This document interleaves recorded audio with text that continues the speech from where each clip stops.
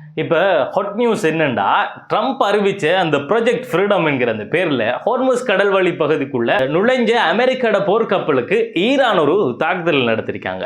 அமெரிக்காட போர்க்கப்பலுக்கு Iran தாக்குதல் நடத்தினா Iran என்கிற ஒரு நாடு உலக வரைபடத்தில் இருந்து தூக்கி எறியப்படும் என்று ஒரு அச்சுறுத்தலையும் கொடுத்திருக்காரு டொனால்ட் ட்ரம்ப்.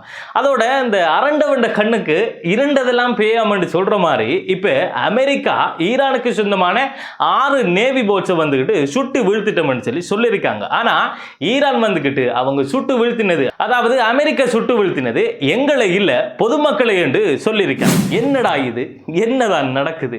அடுத்ததா மிக முக்கியமான ஒரு சம்பவம், அது என்னண்டா ஈரான் வந்துகிட்டு யுஏஇக்கு திரும்ப தாக்குதலை நடத்திருக்காங்க யுஏஇ தரப்புல இருந்து அறிவிச்சதோட Saudi Arabia, Qatar, France, German போன்ற உலக நாடுகள் எல்லாம் ஈரானுக்கு என்ன செஞ்சிருக்காங்கன்னா கண்டனம் தெரிவிச்சிருக்காங்க. ஆனா ஈரான் வந்துகிட்டு கொஞ்சம் பொறுங்க, யுஏஇக்கு தாக்குதல் நடத்துற எண்ணமே எங்ககிட்ட இல்லைன்னு சொல்லி அந்த தாக்குதலை நாங்க நடத்தலைங்கிற மாதிரியான ஒரு அறிவிப்பையும் கொடுத்திருக்காங்க. என்னடா இது, என்னதான் நடக்குது?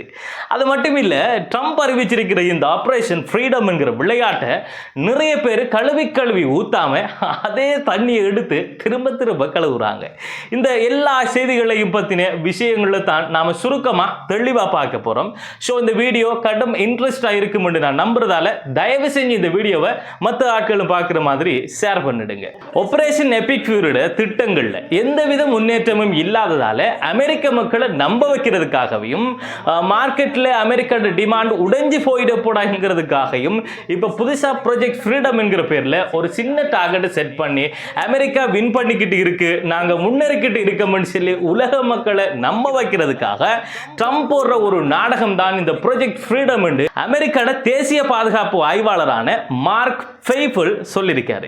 அதோட இந்த ப்ராஜெக்ட் ஃப்ரீடமையும் ஒழுங்கா எந்தவித பிரச்சனையும் இல்லாம செய்யறதுக்கு இன்னமும் அமெரிக்கா தயாராகலை என்கிறது ட்ரம்புக்கு தெரியும். ஆனா சும்மா இப்படி ஏதாவது பூச்சாண்டு காட்டி நாங்க முன்னிலையில இருக்கோம் என்கிறத படம் காட்டுறதுக்கு ட்ரை பண்றாரு ட்ரம்ப் சொல்லி அவர் சொல்லியிருக்காரு. ப்ராஜெக்ட் ஃப்ரீடம் என்கிறது என்னன்னு நேத்தைய வீடியோவில் தெளிவா சொல்லியிருந்தாலும் இப்ப இந்த வீடியோவில் ஷோர்ட்டா சொல்றேன்.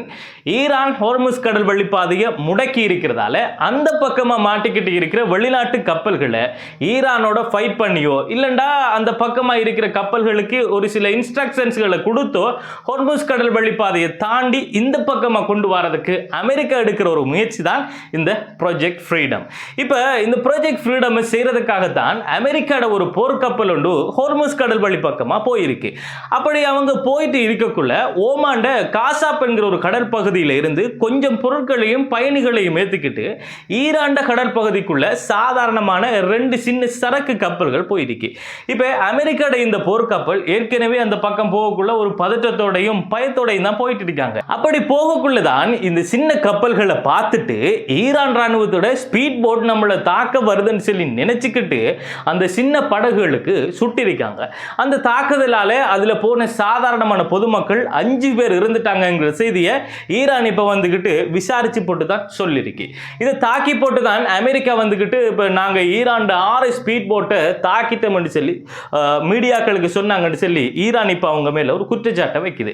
அதுக்கு பிறகுதான் ஈரான் ராணுவம் அந்த அமெரிக்காவோட போர்க்கப்பலுக்கு நீங்க இந்த பக்கமா வந்து ரிஸ்க் எடுக்காதீங்கன்னு சொல்லி ஒரு சில எச்சரிக்கைகளை கொடுத்திருக்கு.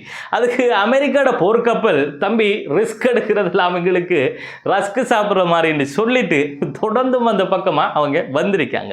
இப்ப ஈரான் என்ன செய்யறாங்கண்டா அவங்களோட அந்த போர்க்கப்பலுக்கு, அதாவது அமெரிக்காவோட போர்க்கப்பலுக்கு தாக்குதல் நடத்துறாங்க.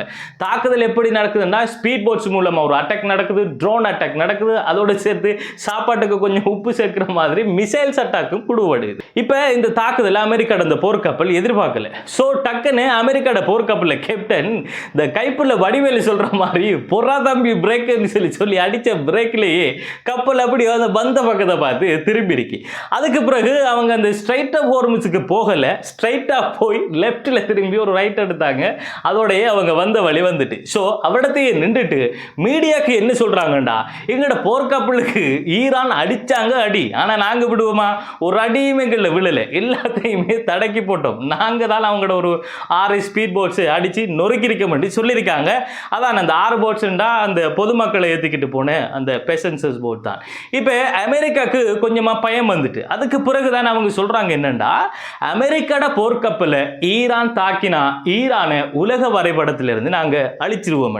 ஆனா ஈரான் கடற்பரப்புக்குள்ள வந்து அமெரிக்கா போர்க்கப்பல் ஈரான் ஸ்பீட் போட்ஸை தாக்கினா ஈரானுக்கு அவங்களோட செல்ஃப் டிஃபென்ஸுக்காக அமெரிக்கா போர்க்கப்பலை தாக்கலாம் என்று யூஎன் சார்ட்டர்ல ஆர்டிகல் நம்பர் 51 படி ஈரானுக்கு முழு உரிமையும் இருக்கு. அடுத்ததா மிக முக்கியமான ஒரு பரபரப்பான செய்தி என்னன்னா, யுஏஇல ஈரான் போர் நிறுத்த ஒப்பந்தத்தை மீறி ஒரு தாக்குதலை நடத்திருக்காங்கிற ஒரு குற்றச்சாட்டை யுஏஇ தரப்புல இருந்து ஆணித்தரமா முன்வைக்காங்க. இந்த தாக்குதலுக்கு மொத்தமா ஈரான் 12 பாலிஸ்டிக் மிசைல்ஸும் 3 க்ரூஸ் மிசைல்ஸும் 4 ட்ரோன்ஸ் யூஸ் பண்ணினதா இந்த தகவல்களை சொல்றாங்க. அதுல யுஏஇட மிக முக்கியமான பகுதியான ஃபுஜைரா ஆயில் இண்டஸ்ட்ரி சோனுக்குள்ள தான் இந்த தாக்குதல் நடந்திருக்குன்னு சொல்றாங்க. அதோட யுஏஇட வான் பாதுகாப்பு கருவி அந்த தாக்குதலை எல்லாம் முறியடிச்சிருந்தாலும் ஒரு சில மிசைல்ஸ் விழுந்ததால அந்த பகுதியில் கொஞ்சமா தீப்பிடிச்சிருக்கிறதாகவும் சொல்லப்படுது. அது மட்டும் இல்லாம அந்த கடற்பரப்புல இருந்த ஒரு சில கப்பல்களையும் தீப்பிடிச்சுதான் ஒரு சில செய்திகள் வெளிவந்திருக்கு.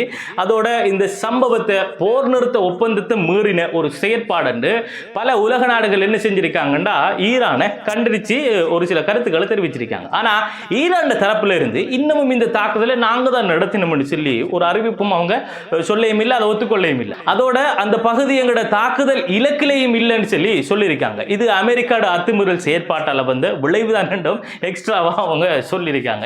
இப்ப இந்த அறிவிப்பு படி ஈரான் நாங்க தான் தாக்கினோம் என்று சொல்றாங்களா இல்ல நாங்க தாக்கல் என்று சொல்றாங்களாங்கிறது சரியா புரியாத ஒரு குழப்ப நிலையா தான் இருக்கு. அது சம்பந்தமான அப்டேட்ஸ் கிடைச்ச உடனே ஒரு வீடியோ நான் அது சம்பந்தமா போடுவேன். இப்ப இதோட சேர்த்து சவுத் கொரியாட ஒரு கப்பலையும் தீப்பிடிச்சிருக்கிற ஒரு செய்தி வந்துச்சு. அந்த செய்தி வந்த உடனே ட்ரம்ப் என்ன சொல்றாருன்னா சவுத் கொரியாட கப்பலையும் தீப்பிடிச்சிருக்கு, இது ஈரான் அத்துமீறல், சோ இந்த ஆபரேஷன் ஃப்ரீடம்ல சவுத் கொரியாவும் பங்கேற்கணும் சொல்லி ஒரு அழைப்பை கொடுக்காரு. அதுக்கு சவுத் கொரியா என்ன சொல்லியிருக்காங்கன்னா நாங்க அந்த தீப்பிடிச்ச சம்பவம் சம்பந்தமா விசாரிச்சுக்கிட்டு இருக்கோம்.